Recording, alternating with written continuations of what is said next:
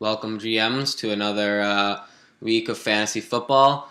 I'm going to start off, as usual, with a highlight reel that I made. I hope you enjoy.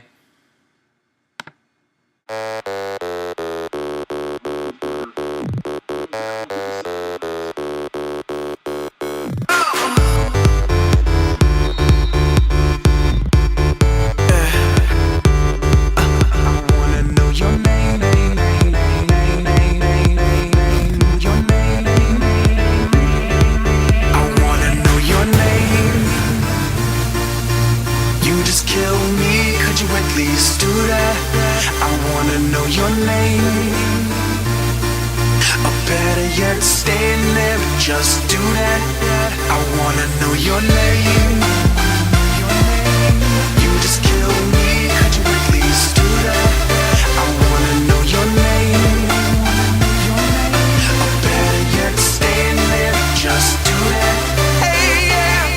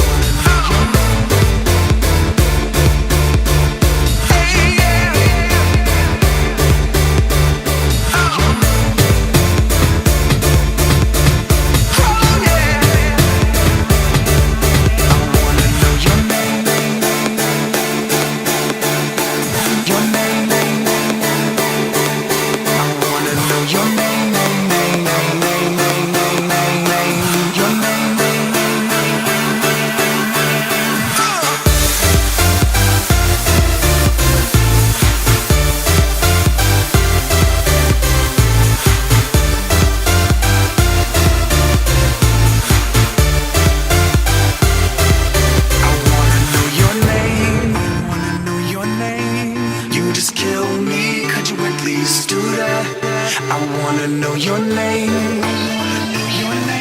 Or better yet, stand there, just do that. Hey, yeah.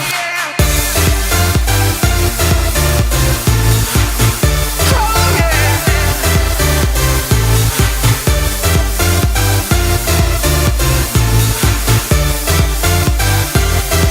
I wanna know your name.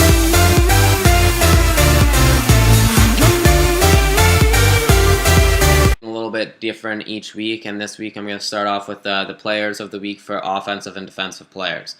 So this week for the offensive player, I'm going to have to give this one clearly to CJ Spiller. He's the number one ranked running back after 2 weeks with a total of 52 fantasy points. This week he came out with an outstanding 8.2 average for 123 rushing yards, and he came out with almost 50 receiving yards as well, and 2 touchdowns. He was the number 2 running back coming into this year, and which decided to keep him. I wasn't too sure about why he was doing that, but it seems like it's definitely paid off well. Fred Jackson has gotten hurt, and CJ Spiller has clearly came in as the number 1 running back for the Bills. The defensive player of the week, I'm going to have to give to Clay Matthews. Total of 7 tackles this week and 3.5 sacks. He's had 6 sacks total this year, which is as many as he had last year, and it's only been 2 games. So I think he's been a huge impact player for the defensive side, and look out for him.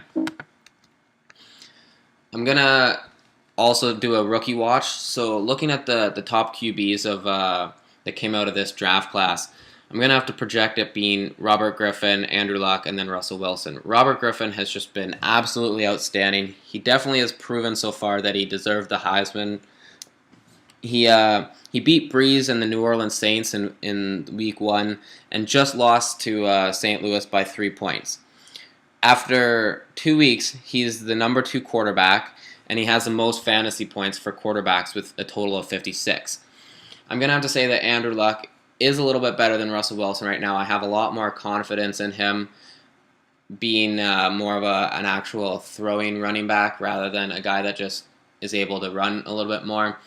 I just think that even though he's been a little bit worse in the first 2 games, kind of off to a slower start than what he was projected to do, I think he's going to be able to pick it up and become a top-tier quarterback in the future, whether it's this year or next year. But he is a franchise quarterback, and I'm looking forward to seeing what he can do this year.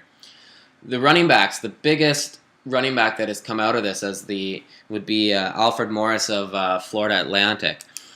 He came out with probably not even going to be able to start this year by any means, with such a depth at backfield with the Washington Redskins.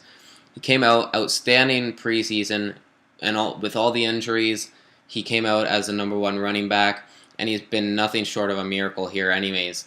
He has a 4.2 average, a couple touchdowns, and 185 yards in 2 games. So that's a great pickup for Rushing Renegades. I think he definitely deserves to be the #1 right now. #2, I'm going to clearly have to give this to Trent Richardson. I think that he has more playmaking abilities than Doug Martin, and he has a little bit better numbers, I'd have to say. And I think that in the future, I think Trent Richardson's going to come out as the #1 running back. Alfred Morris, I feel, could be the #2. He came out a little bit late as a late bloomer, but he looks like he's a promising running back, and Robert Griffin likes to incorporate him well. For the wide receivers and tight ends, I have to say this is a little bit disappointing. There hasn't been a lot of impact wide receivers this year. Basically, the best that you're going to get right now is Coby Fleener at tight end, and he hasn't even been that impactful right now. Kendall Wright's the only other wide receiver that has done anything this year, and it's nothing really even special whatsoever. Alshon Jeffrey, Blackmon, and Hill need to perform a little bit better if they're going to be incorporated in this rookie watch. For now, they're just going to be on the sidelines, and they're going to be watched to see if they can actually do something in the future. Looking at some season deals that have happened already in this week, first deal would be between JRF and Tank.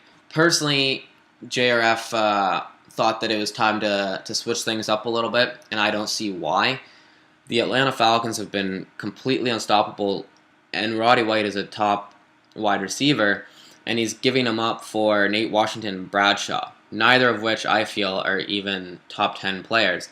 Bradshaw might be a top 10 running back, however, I don't think that he's that great in my opinion. There's so much depth in the Giants' backfield, as well as he does have some injury issues, and he's getting Nate Washington as well, who has a rookie quarterback and is also competing with Kenny Britt for the #1 receiving spot. And all he did was get another pick upgrade from a third to a second, and he's giving up Michael Turner, who was off to a slow start, but doesn't really have a lot of competition, even though he's supposed to be getting a workload reduction anyways. I just think that overall, it wasn't the greatest deal for James Reddy, and I think that his rankings are going to slowly go down, as well as his final standings. I think he's going to be a bottom team. Looking at the next deal, I have to say SF Niners, I'm very impressed with what he did with this deal. He gave up an old wide receiver and a couple of mid-round picks for a franchise quarterback. He's taking the meaning of rebuild to a new level, and he's getting exactly what he needs out of this. And he has a couple of other quarterbacks that he can trade for picks to teams that need a quarterback for their bye weeks, or that just have a struggling quarterback. Winning, I'm not too sure what he did with this. I understand that he needs picks because he traded most of his, and he is getting a receiver that could have an impact this year.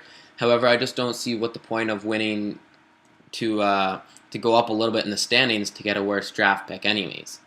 I think trading an elite or franchise quarterback in the future is just not the way that he should be going, even though he does have Joe Flacco to rely on for now. I would have rather seen him trade Joe Flacco for picks and do it that way. The last deal for this week is between the Gold Standard and Superchargers. Both teams benefited out of this because Superchargers drafted DeMarco Murray in the first round, and now he's getting the first round pick back, plus he's getting other picks, as well as Jahvid Best, who is a potential great running back. However, he has so many concussions and so many injuries that he can't even meet up to the potential that he has. Gold Standard is getting another running back that is a top 10 running back, and he is making his backfield even more outstanding. He has a lot of depth there now, so he can do what he needs to do. If he needs to trade DeMarco Murray, cough cough, for somebody that could also make an impact, I'm not going to stand in the way of that. I think that that might be a decent move. I'm not hinting at anything, Dawson, but you should really make your decision by now. Looking at the team rankings next, the biggest jump I would have to say is Halababa, or however you say his name. I'm really in love with his team. I think everybody knows that by now. He has a couple of great running backs right now, and he also has depth because he has Darren Sproles outside of Richardson and Spiller. He also has some young receivers that are going to break out this year if they have not already, and he has depth there too. He also has Tony Gonzalez and Jared Cook, who are very viable tight ends. So his offense just has so much depth and consistency, and I think he's going to be one of the top teams to beat this year, as well as he has a couple of picks for next year as well that will make him even stronger. Tank Destruction, I moved him up a little bit because of the deal that he just did. I think getting Roddy White is a huge benefit for his team. Bench warmers, no surprise, he went down. I just think he's relying too much on rookies right now, and they aren't performing. They just aren't reliable. And basically, the way I look at it, he has 3 main guys on his team that are huge injury-prone players, and you can pretty much guarantee that one of them are not going to be available at some point throughout each week, if not more than that, which is going to take a huge toll to his team. Stone Cold Laws Nation, I'm still liking his team, and he's starting to go up in the rankings a little bit. He has depth as long as his team can get healthy. Robert Griffin III has just completely annihilated and is being a huge viable quarterback for fantasy. And James Reddy doing that deal, I'm going to have to say, he's one of the bottom teams now. I think he's trading anything good that happened to his team, and he's getting things that are just more so average. I don't see that they're going to be the biggest playmakers, and I don't think it's going to be helping his team at all, trading one of the best wide receivers in the league as well as a top 10 running back that doesn't have as much competition as Ahmad Bradshaw. Standing projections, I'm going to have to say the bus has moved up quite a significant amount.